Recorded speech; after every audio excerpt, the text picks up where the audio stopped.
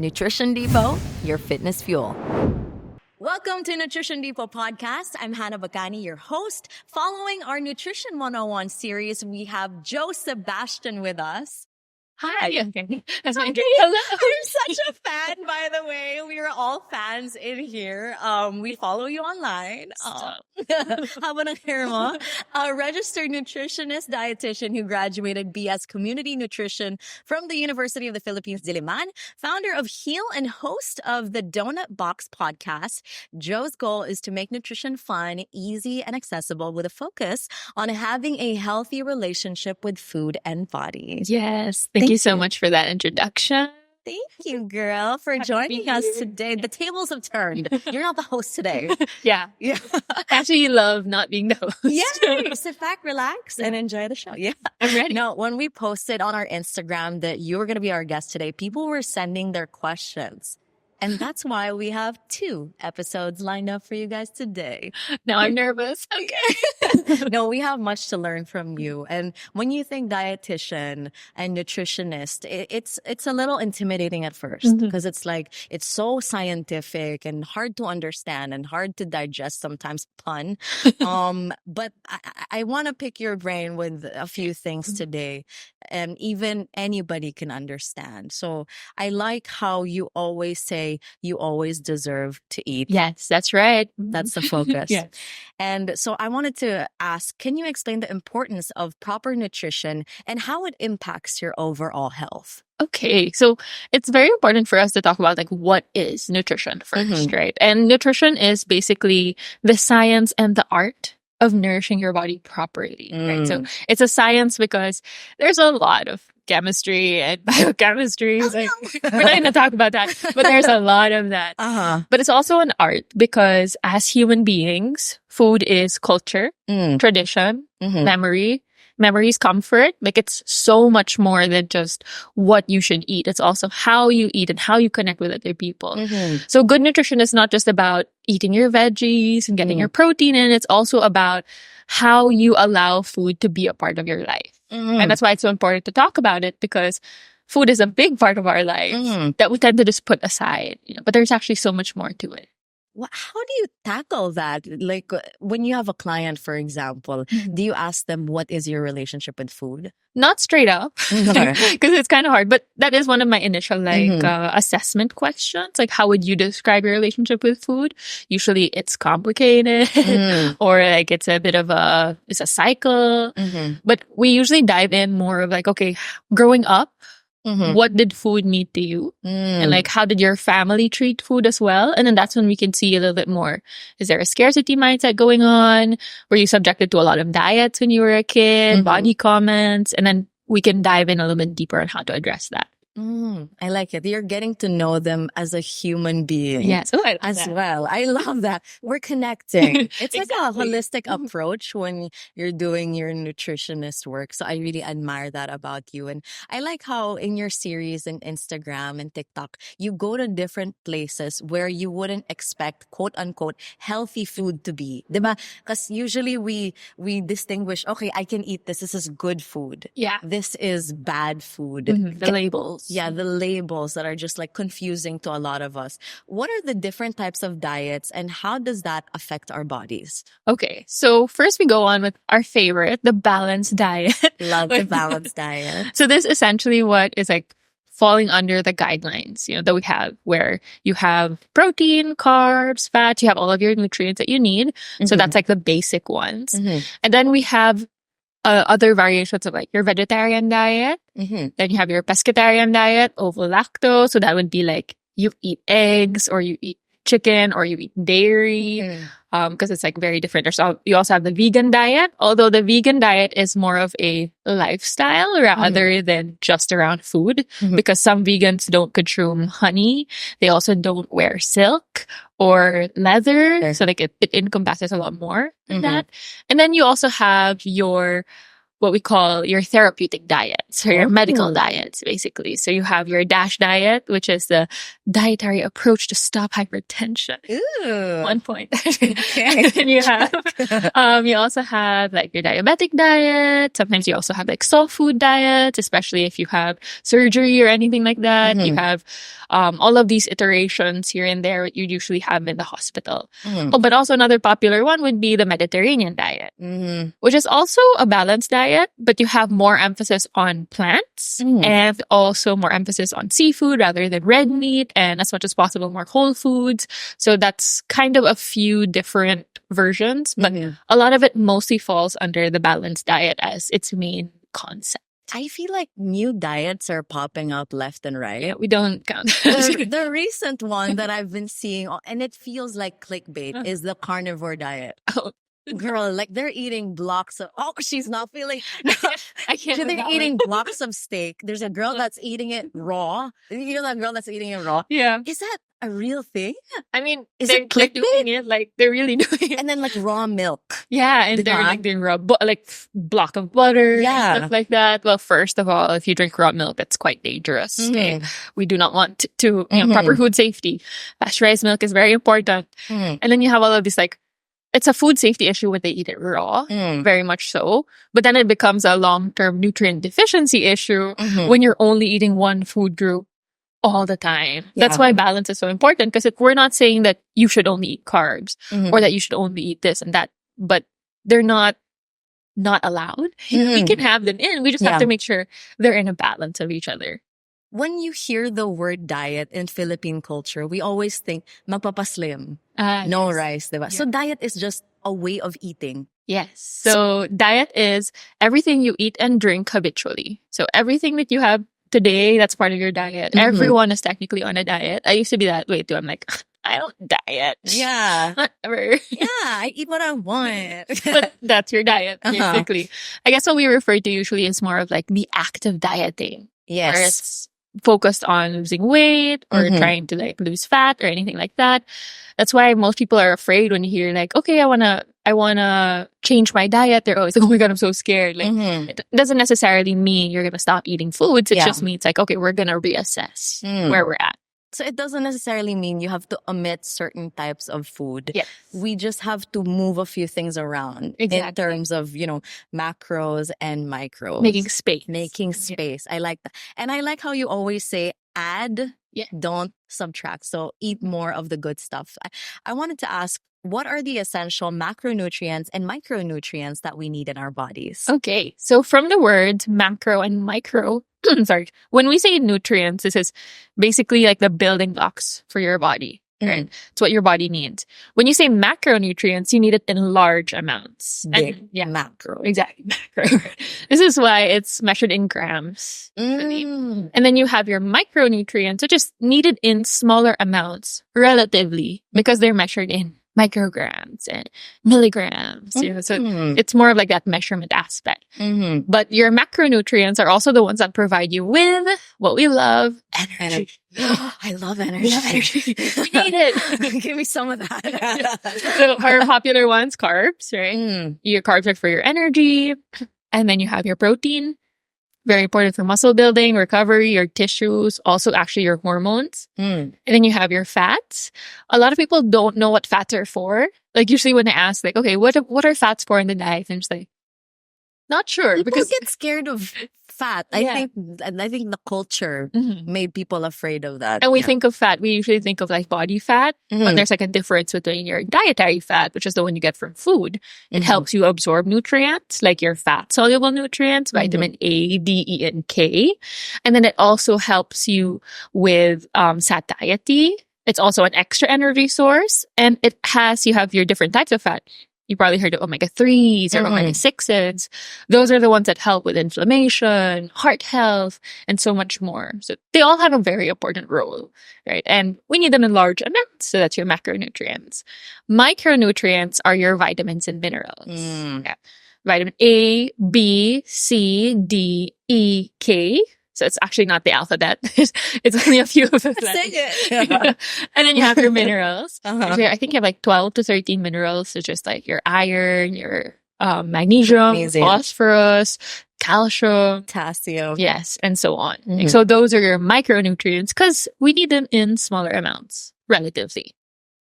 How can we make sure that we have the right balance of micros and macros? What should the plate look like usually? So that's where we can refer to your Pinggang Pinoy for Filipinos. You also have the US My Plate. You have Canada's Food Guide, Malaysian Food Guide. So actually every country has their own version of it, but it's essentially the same. It shows us how we can make sure there is balance in our diet. There is variety, and it teaches us a little bit about moderation.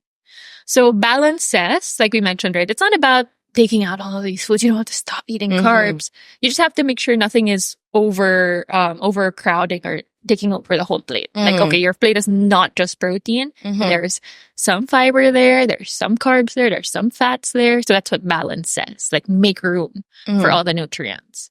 The next one is variety. Very common in our dieting culture is to eat the same thing all the time. Right. Like what's our popular gym food is usually Chicken, brown rice, broccoli. Oh my gosh. It's like that. I just had that yesterday. I mean, it's not bad, but then a lot of diets are just like that. Like that's all you eat all the time to the point where you're like, oh my God, I never want to eat chicken and breast ever again. Right. So variety reminds us that to stay consistent, you want to have more options because the more options you have, the more likely you'll be excited to eat. But also it helps make sure you have enough nutrients. Because if you're just eating broccoli as your only source of veggie, you're not going to get the nutrients that you could get from carrots or maybe from like lettuce. You know, so they all have different nutrients to offer. So when you have a variety, you make sure you get all of those nutrients in.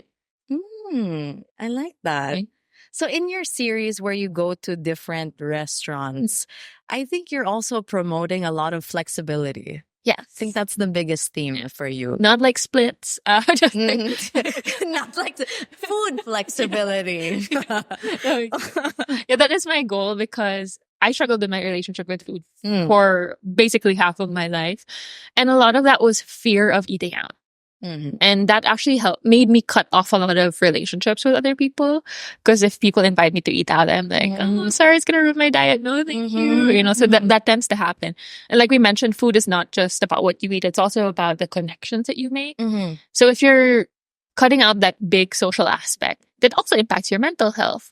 So we can have, you know, a way to incorporate everything of having fun, enjoying food, but not necessarily having to give up our goals in terms of like our nutrition. So whenever you're eating out, how do you plan that well-rounded diet? Do you check the menu first? Or today I'm going to eat this? How does it work for you? Okay. On a personal level for me, I'm not very adventurous when it comes to the menu. So I'm just like, I'll get whatever I always get. That's it. But yes, usually I could scan the menu first. My first goal is to find a fiber option. So that's usually my first thing. Like, okay, fiber. Do we have any veggies? Because that's usually what we'll lack anyway. So like, okay, is there any veggie option? If there is it expensive? Because that's a big thing. Usually there will be, but it's like an extra 300 pesos. Like, okay, never mind. Yeah. Pass. That's a whole meal. So I'm like, okay, I'll check first if there's a fiber option. If there is and it's affordable, I'll get it. And I like it. Of course, I have to make sure I like it. And then I'll look for something that has more protein and then has some carbohydrates. So I still look for like each nutrient that I need. And then I just make sure that I like it.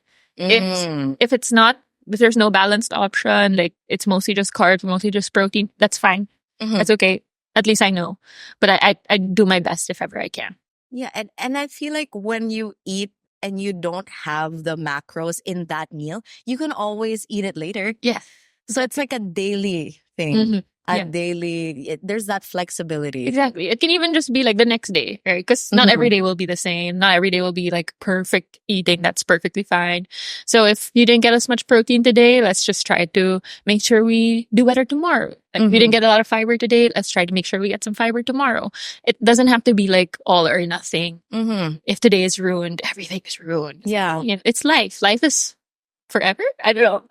However long you However long we get. It's an ultra marathon. Yeah. It is an ultra marathon. Hopefully ultra. Yeah. Unless we're going to be here for a while. Hopefully, let's see. Yeah. Let's see. But exactly, right? So it's not like today is the only day you're ever going to be able to eat. Yeah. You're going to eat every single day. So it doesn't have to be so much pressure on your choice right now. Because you could still keep going.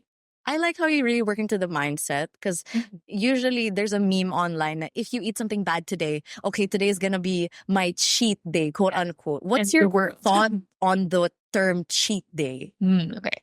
Well, cheat in itself indicates or connotates something bad, right? And I feel like if you feel bad about your food choices, it makes it harder for you to continue. Because that always happens where you're like, okay, it's my cheat day. And that for you, there's so much guilt in that. Just because you decided to eat something that you like, right? That sucks. Like the level of guilt you feel is like you robbed a bank. All you did was like eat a cookie. Yeah. We don't need that.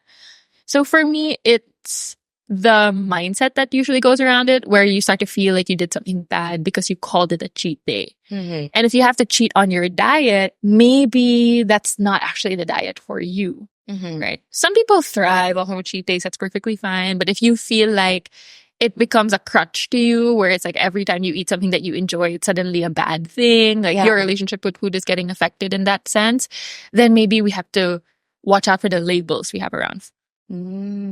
If you are struggling with binge eating and disordered eating, how do you take yourself out of that mindset? I know you work with a lot of people. Yeah. Well, first you have to be aware of these behaviors and habits because most of the time it goes unnoticed, especially in the Philippines. Binge eating is one of the most common that Filipinos struggle with, but it goes so unnoticed because food is such a big part of the Filipino culture, right? Yeah. So it's like, oh, we're thinking, oh yeah, Filipinos just eat a lot, that's it. But binge eating is different from overeating. Right. So what is binge eating and what is overeating? So overeating is you eat more than you're comfortable with, right? But you're not really impulsive in that. You're aware of what's happening. Maybe you're at a restaurant or maybe there's a party. You like this food. It's yummy. It's eat yummy. a little bit more. Yeah. Like, okay, I need to open my pants a little bit. Yeah. I ate a little bit too much. So that would be like overeating. Binge eating, you now feel very impulsive, out of control around food. You're eating a large amount of food in a short period of time. Usually this is marked with shame and guilt. You're often like, you don't want anybody to see you when this happens. You're hiding it. Yeah, this is episodal now, right? So if you feel like there are many episodes of you feeling out of control around food, like you just can't stop eating, some of my clients would describe it as like they're robotic. It's like autopilot. You just keep putting food into your mouth. That's when maybe there's something else going on. Right? So it's very important to differentiate that because we use the term binge eating so lightly. Right? We're like, oh, I binge today. Yeah, these exactly. chips. But then like It's a serious you just thing. ate a little bit more, right? Yeah. Than you usually would. So that would just be more on overeating, which is not bad. But of course, if you overeat often, that's something you also have to reassess. But now if you're struggling with binge eating, that's something that might need a little bit more of looking into and addressing. That's when you might need a little bit more professional help as well. Okay. So it's a case-to-case basis on that one. So I wanted to ask also, how can you proper supplement your journey into a healthier body? As a nutritionist, do you recommend supplements, macros and micros for your clients? So first, as much as possible, we always do food first. Like that's the goal. Whatever you can get from food, let's try to get it from food. But with the structure of our life nowadays, right? It's really hard. It's hard to get your fiber in. It's hard to get your protein in. It's hard to access food in general, right? So supplements are very helpful because they bridge gaps that need to be bridged, right? Like maybe you're lacking in certain nutrients and it's difficult for you to get. That's when we can help like connect it with supplements. Protein is a little bit difficult and expensive sometimes to get. So maybe we can have that helper as well on the side. It's also very convenient to have. So supplements are really, as they are, supplemental. And sometimes they can even be the thing that optimizes your nutrition. But we still always go with food first as much as possible. And then those are the things that just help us along the way. Yeah. Tim Nutrition is usually our nutritionist here in Nutrition Depot, he said it's panakipbutas. If you need, I like how we're all aligned here. The way he says it is so distinct though, so I can't unhear it now. Panakipbutas.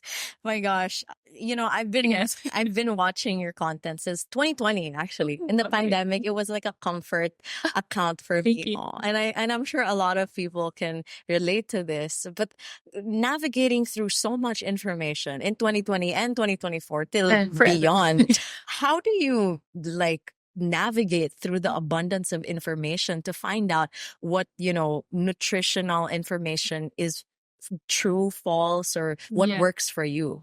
Actually, before I became a dietitian, I was very much into following every single fad diet that I could find because I was so stressed with my body. I just wanted to lose weight as fast as I could. So anything that I saw online, I would instantly think it as truth. Right? So the first thing is you have to remember, not everything online is true right away. Yeah. Like if somebody says, I don't know, because there's so many things that are like, this is the right way to brush your teeth. That's not automatically true. Yeah. Because there's also so many other things that are there. So that's one of the first things to remember. Take everything with a grain of salt, not literally, like with a grain of salt. Salty. But as much as possible, okay, take the information, but then also try to cross-check later on. Because most of what you see online, especially when it comes to health, are exaggerated truths. Clickbaits. Yeah, exactly. For example, carbs, right? Everyone's always like, carbs spikes your insulin and insulin stores fat and that's why you're gaining weight. That is a part of a truth only. Where yes, insulin technically is a fat storer, but it will only store fat if there's any excess. Right. And just because you eat carbs doesn't mean your insulin is shooting up majorly up, just shooting up and not being able to be managed. That's usually if you have diabetes or anything like that. So your body is very smart. It can handle these things, but there's just so many exaggerations online. And that's where the fear mongering happens. Right. So if something that you see, a video that you see seems like it scares you, it's trying to scare you or it's trying to sell you something that is going to apparently fix your life. Oh, yes. Yes. This is the secret. Okay. I have the key to your success. Yes. All you have to do is do this. Yeah. This is the problem, but I have a solution. When it's fixed like that, it's like, okay, I'm a little bit skeptical.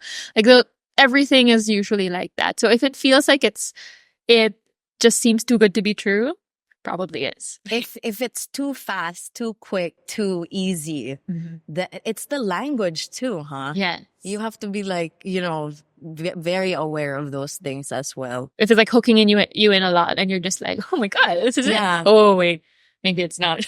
I mean, back in the day, I was like, oh my God, her body's so nice. Her diet must be so good. Yeah. She must be so fit. And then, and then now with more information years later, you're like, oh, actually, she was not well then. Exactly. But she looked good. Yeah. That's actually perfectly my life, basically, because for a big chunk of my life, I was underweight. And that was because I danced ballet. And then when I was posting workout videos, everyone was like, Fitspo, body goals. Had they only known. I was not eating. I was working out 30 hours a day. It was not healthy. Yeah. And that's why it's okay, just because somebody looks that way doesn't always mean that everything is together. You don't know what's happening beyond that. And everybody's different. Exactly. We're all different. Do you think it's a canon event to make all the mistakes with dieting or trying out all these diets to go to your final one? Or can we just skip to the good part and go for the balanced diet? Because I feel like I also went through it. Keto, low carb, all that stuff. In a perfect world, we wouldn't have to go through all that. We would be intuitive eaters and we would just know what we need. But it's not a perfect world. Yeah. And we all go through that. Actually, that's something that was also asked to me. And I'm like, you're right. Because honestly, I don't think I would be where I am now if I didn't go through that. But I also wouldn't wish it upon everyone. Exactly. To be struggling. As a big sister, don't go through that. You don't need to. I think you'll learn a lot, but I don't think you need to. Yeah. So it's that's kind of that's tricky. I mean, hopefully we can all focus on building a healthy relationship with food from when we're born. Yeah. But there's just too many things. There's too much friction along that way. At least now we have a lot more information as well that helps guide us to have a healthier relationship with food. In your experience, what are the common misconceptions about diet and nutrition that you often encounter? Oh, how much time do we have? Okay, I'll give you this is the last question. Let's put this the last question until we go on to our next episode. For all of this. Let's sit down, baby. Let's go. Okay, so I think first is, of course, the carbs are bad. That's always a big one. Carbs are not bad, okay? I think like if people were gonna wear Halloween costumes, like they'd wear like rice, and that would be like the scariest costume ever. That's adorable. Wait, because like that's how scared we are of carbohydrates. So like carbs are not bad. Carbs are our energy source. Your body knows how to utilize it. We just don't want to, of course, overdo it. Like that's very important. It also doesn't automatically cause diabetes. Like that's not how diabetes works. That's very important for us to know. Another thing is that I think that's important, not necessarily just in nutrition, but having that super fit bodybuilder body that you see online is actually not as sustainable as you think, right? Because a lot of us are like, I want to be that. I want to have like that abs and all of that. But to actually have abs, especially for females, you need a low body fat percentage. Often not sustainable also. Sometimes if you're a very low body fat percentage, you're going to lose your period. Yeah. You're hungry all the time, like all of those things. So it's just important to remember everybody is different and health doesn't have a specific look when it comes to that. Like just because you have abs doesn't always mean you're super healthy. Yeah. And just because maybe you don't have that six pack doesn't mean that you're not taking care of yourself automatically. Right. And then, of course, we have the health is expensive. Yeah. And it is in a way because health is a privilege. Let's be real with that. Like, that's true. But we're also kind of thinking of health as only the organic food. Like we're thinking of health as very going to the spa. Like there's only one version of health that we usually see online. Self-care. Yeah. What we see online. Or honestly, the westernized view of health. Yeah. But it's like, no, it doesn't have to be like that. It can be palengke vegetables. It can be carinderia food. Like health can be that way. It looks different for everyone. There are some aspects that may cost a little bit more. They are investments, but you have to remember it doesn't have to be you like shelling out all of your money just to be healthy, because like all of the juicing, all of the fasting, the detox and all of these products. Detox. Like we don't necessarily need those. Right? We can always focus on our core, which is building a balanced and healthy relationship with food. And something that you enjoy. Most important. Which is what you kept mentioning, right? Don't just do a diet just because everybody else is doing it. Make sure you like the food that you're eating. Oh. That's usually why people fail in their diets, because they're like, oh, this is what they ate. And you're like, what is that? This is terrible. If you don't like it, I don't like quinoa. Why am I eating this? Ew, like it's not gonna happen. Like, you can do kangkong. Like that's fine. Awesome. Thank you so much. You know, we learned a lot already in Nutrition 101. So you guys have to watch the second part of this episode, Nutrition 101. This time we talk about caloric deficit, surplus, and sustainable diet with Jo Sebastian. Exciting. Thank you. Nutrition Depot, your fitness fuel.